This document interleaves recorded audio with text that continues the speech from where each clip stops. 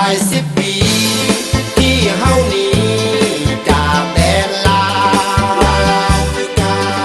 มาต่างดาวป้าอาวพัดพา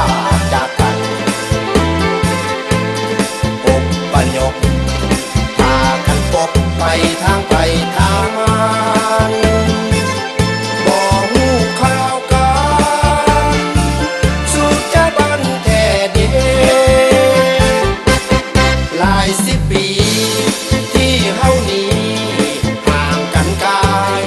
แล้วคือการหลายคนไปอยู่อาศัยอเมริกา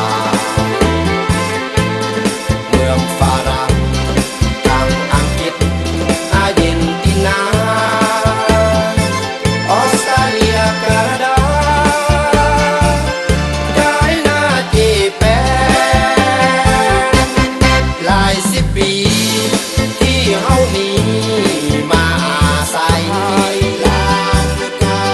อยู่ต่างแดนสุดอะไรหัวใจเอาเปรียวเพิ่งอยู่ใส่ไกลหรือไกลก็ลาวอันเดียวอย่าลืมปั้นข้าวเหนียวนั่นละคือปวงสุนสาลาว